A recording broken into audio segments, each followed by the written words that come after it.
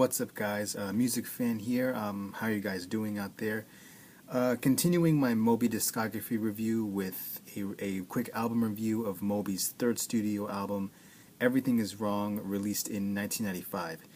So, before I get into this review, let me say something really quick.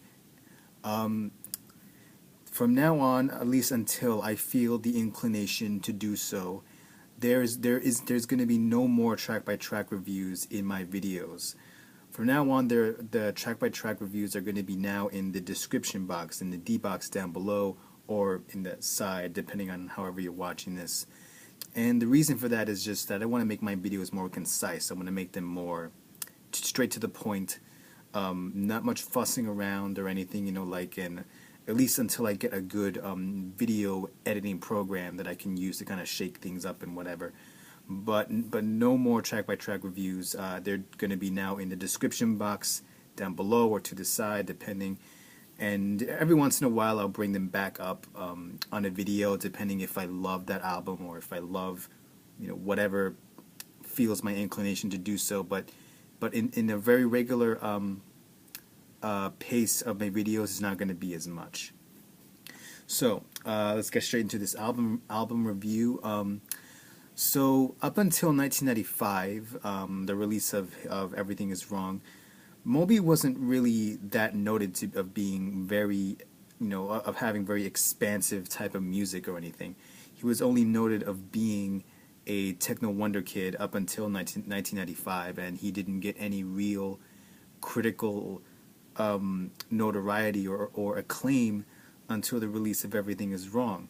And that's because this particular album, in comparison with his first two albums, is one word that I can use to describe this album. It's ambitious. It's just very freaking ambitious.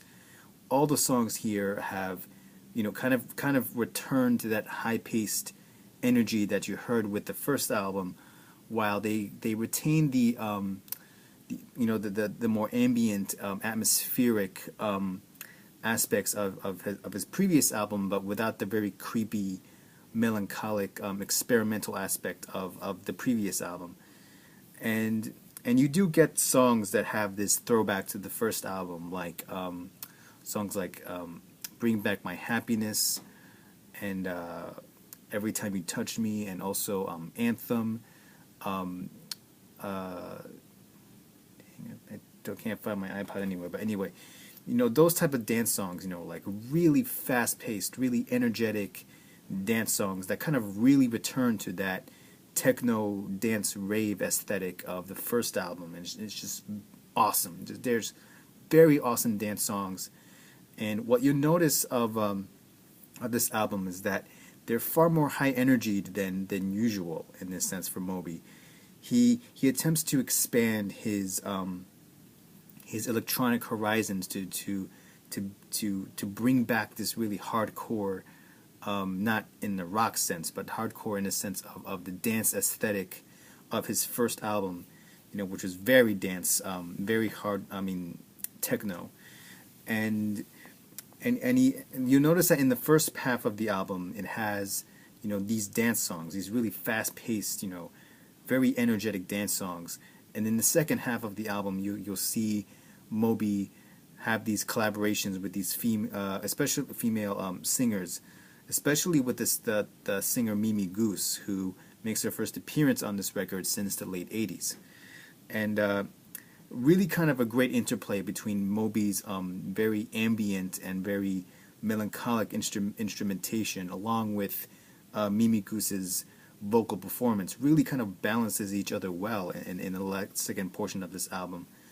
And he's really ambitious this time around. He's really ambitious with these high-paced dance songs and these very beautiful but melancholic ambient songs. And it's very ambitious.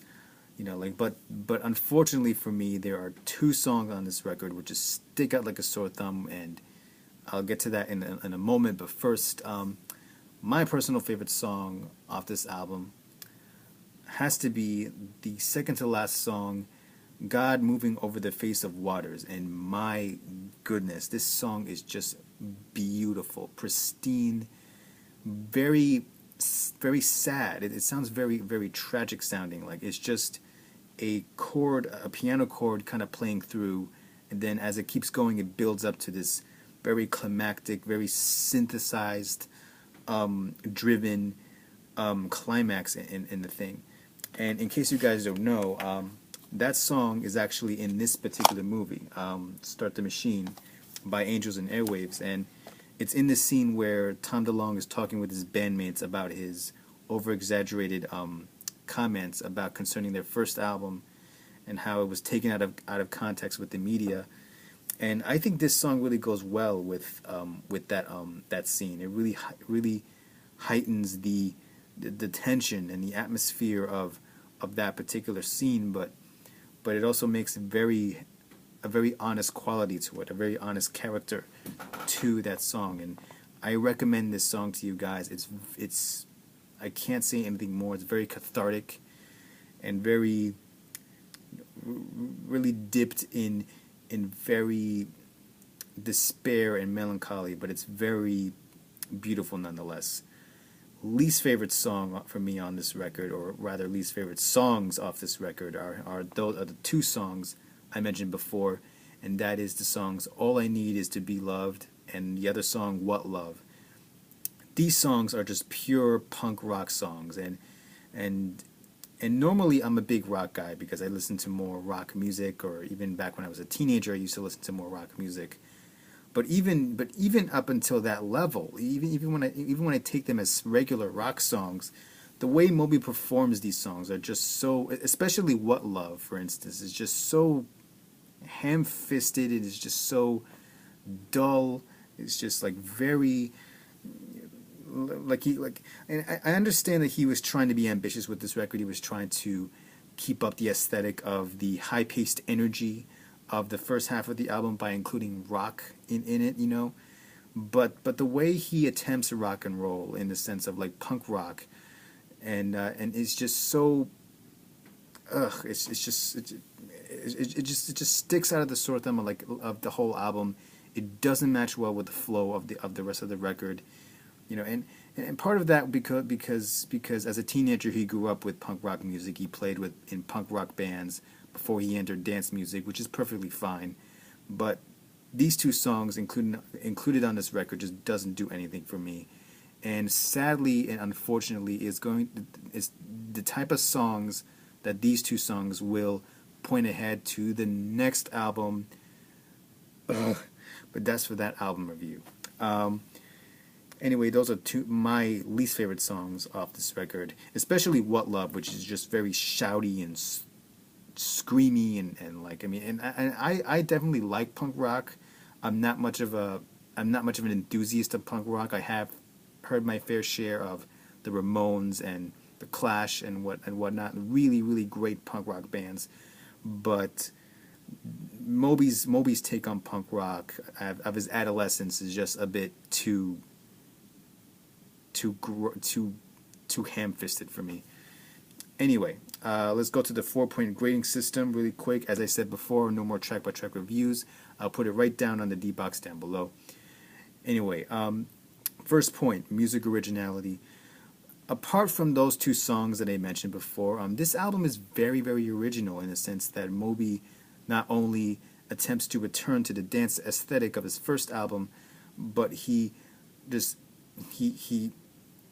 ups the ante of the high energy dance songs, and it just really returns to that high paced energy, that adrenaline that electronic dance music can bring, and even the fragility of the more ambient songs and the Mimi Goose collaborations is just superbly done by both of them. They collaborate very, very well as far as chemistry is concerned.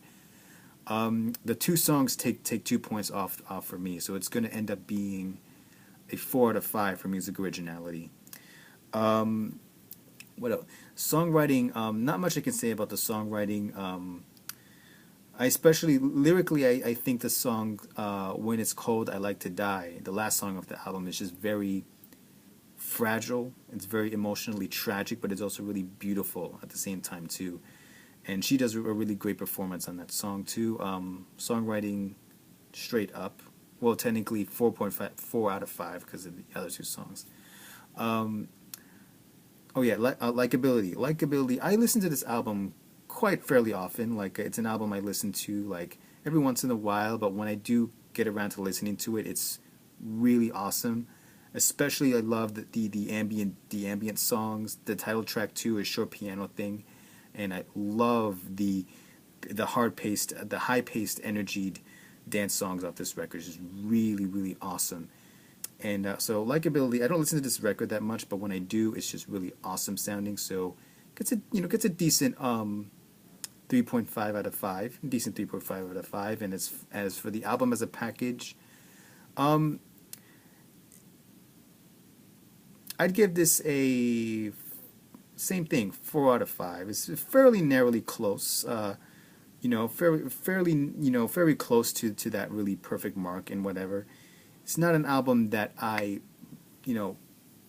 gravitate to, but I do gravitate to it in the sense that it's definitely a highlight of Moby's career. It definitely was his most commercially and also his most critically successful album, at least before his Play album that's going to be released a few years later. But overall, I really enjoy this album. I really like this album, and it's a really high point in Moby's career. I definitely recommend you guys to check this out, this album, Everything Is Wrong. Not the 2 rock songs, though, because they're just a bunch of eh. But then again, that's just me. Maybe you guys will like those songs too, but the next album... Anyway, that's my thoughts on Everything Is Wrong by Moby. Leave your comments in the comment sections below. Tell me what you think, and I'll see you guys next time. Music fan, take care, guys.